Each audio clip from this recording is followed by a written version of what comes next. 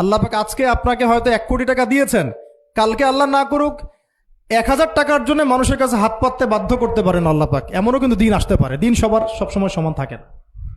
আজকে আপনার কাছে 1 কোটি টাকা আছে, কিছু মনে হচ্ছে না, কালকে কে জানে আল্লাহ না করুক যে 1000 টাকা কারো কাছে চাইতে হচ্ছে, 1000 টাকার জন্য ঠকে গেছেন, হতে পারে না?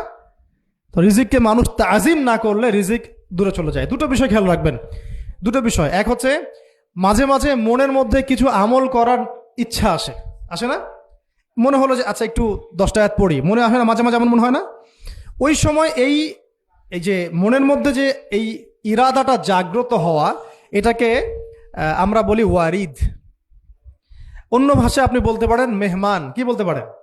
এটা আল্লাহর পক্ষ থেকে আপনার কলবের মধ্যে মেহমান হিসেবে এসেছে। এখন আপনি যদি আমলটা করেন, সেই মেহমান বারবার আপনার কলবে আসবে। যদি আপনি ওই সময় আমলটা না করেন, মেহমান চলে যাবে, মেহমান অসম্মানিত হলে পরে আর আসবে না। একইভাবে রিজিক আল্লাহ পাক দিয়েছেন, এর তাজিম যদি করতে পারেন রিজিক বেশি আসবে। রিজিকের তাজিম সম্মান করতে না পারলে রিজিক আসবে না, বেশি কমে যাবে। উসমান রাদিয়াল্লাহু আনহু সবচেয়ে ধনী ছিলেন না? কেন জানেন? কেন? এটা কি জানেন কেন ধনী ছিলেন? একে তো তিনি প্রচুর দান সদকা করতেন, এটা তো আপনারা জানেনই।